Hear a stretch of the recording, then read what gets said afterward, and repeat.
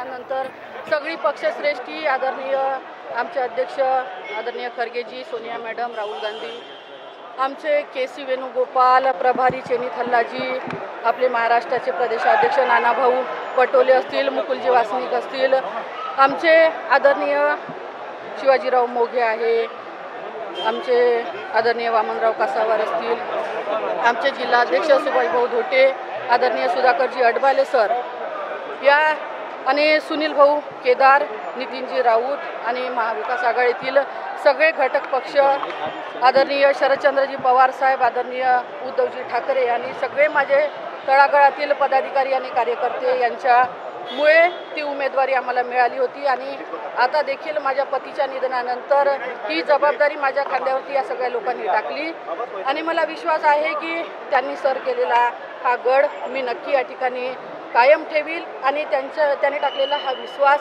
त्यांनी माझ्या खांद्यावर दिलेली ही जबाबदारी मी यशस्वीपणे पार सुधीर मुनगंटीवार तुमच्या अपोजिट उमेदवार आहे भाजपचे, किती तगडी लढत तुम्ही मानता, कारण की दिग्गज चेहरा भाजपने उतरवला आहे? आपल्याला माहीत आहे की माझ्या समोर जे उमेदवार म्हणून आहे आदरणीय सुधीरभाऊ मुनगंटीवार, ह्या महाराष्ट्राच्या राजकारणातील एक दिग्गज नेता म्हणून मुरब्बी असं राजकारण त्यांनी चंद्रपूर जिल्ह्यात केलं। खासदारकीची निवडणूक त्यांनी लढवली, सतत आमदार आणि विद्यमान मंत्री म्हणून ते काम करत आहे। माझ्यासाठी ही लढाई काही इतकी सोपी नाही आहे, अतिशय राजकारणाचा दांडगा अनुभव त्यांना आहे, त्याच्यामुळे ही लढाई माझ्यासाठी लोकशाही विरुद्ध हुकुमशाही अशा पद्धतीची ही लढाई आहे। गेल्या निवडणुकीत बाळूभाऊने उमेदवारी मिळवताना खूप संघर्ष करावा लागला होता, तोच संघर्ष यंदा तुमच्या वाट्याला आला। गेले अनेक आठवडे चर्चा सुरू होती, मात्र निर्णय होत नव्हता। आपल्याला माहीत आहे संघर्ष केल्याशिवाय माणूस मजबूत होत नाही आणि आपण बघितलं असेल की या सगळ्या संघर्षाच्या काळात मी एक स्टेटस ठेवला होता की जितना संघर्ष बड़ा होगा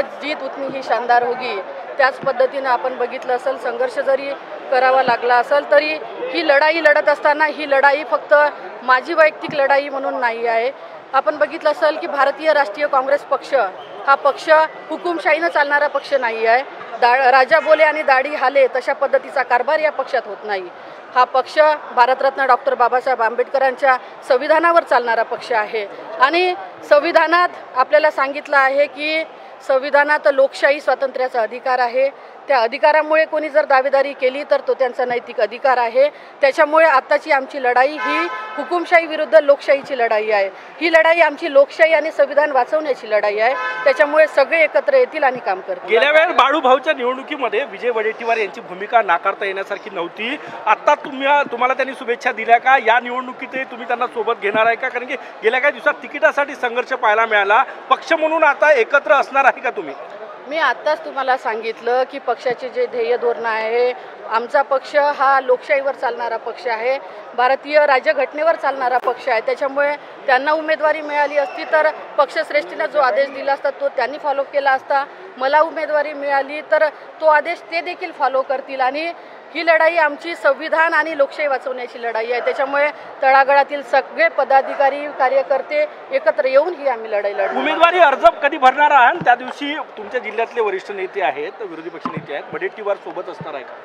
उमेदवारी अर्ज आम्ही नामांकन अर्ज येत्या 27 तारखेला दाखल करणार आहोत आणि पक्षश्रेष्ठी म्हणून जिल्ह्यातील आजी माजी मंत्री असतील, आमदार असतील, खासदार असतील, सगळ्यांना आम्ही त्या ठिकाणी निमंत्रित करणार आहोत आणि विरोधी पक्ष नेते म्हणून ते 100% मी त्यांना आमंत्रण करणार आहे आणि ते त्या ठिकाणी येतील। आपको हिंदी में बताइए, आपको टिकट मिली है, क्या कहोगे और किस मुद्दे पे आप चुनाव लड़ेंगे?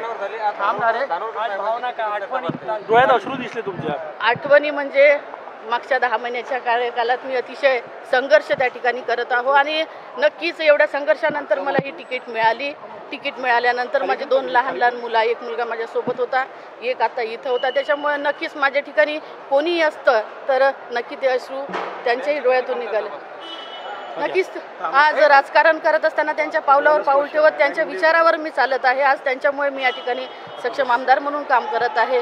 आयुष्याच्या प्रत्येक वळणावर, प्रत्येक निर्णयात त्यांची उणीव मला कायम जाणवणार आहे। आपको टिकट मिली है, क्या कहोगे? और चंद्रपुर में आपके विरुद्ध जिस तरह से सुधीर मुनगंटीवार बीजेपी एक बड़े नेता है, तो किस तरह से आप चुनाव लड़ेंगे? आपने देखा होगा कि मेरे पति दिवंगत खासदार बाळूभाऊ धानोरकर, इनके टिकट के टाइम भी पिछले साल 2019 में ऐसी परिस्थिति पूरे जिले में निर्माण हो गई थी, फिर भी सब पार्टी के नेता, सब गठबंधन के इंडिया आघाड़ी के नेता हमारे साथ थे और सबके अथक प्रयत्नों से वो टिकट हमको मिली थी और टिकट मिलने के बाद सब लोगों ने मेहनत की और वो आज से सांसद करके चुन के गए। अभी वो जिम्मेदारी मेरे कंधे पर सभी महाविकास आघाड़ी के नेताओं ने डाली है और वो भी जिम्मेदारी मैं पूरे विश्वास से पार करूँगी। किस मुद्दे पे आप चुनाव लड़ेंगे?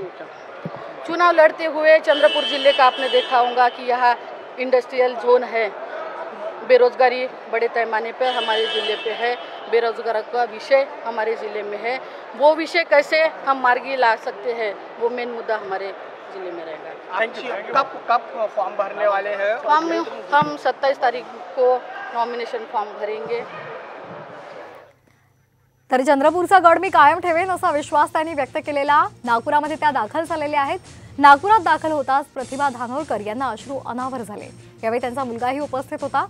27 तारखेला आपण उमेदवारी अर्ज दाखल करणार असल्याचं त्यांनी सांगितलेलं आहे आणि यावेळी आपण विजय वडेट्टीवार यांना सुद्धा बोलावणार आहेत आणि ते येतील असा विश्वास सुद्धा त्यांनी व्यक्त केलाय। ही लढाई हुकुमशाही विरोधातली लोकशाहीची लढाई असल्याचं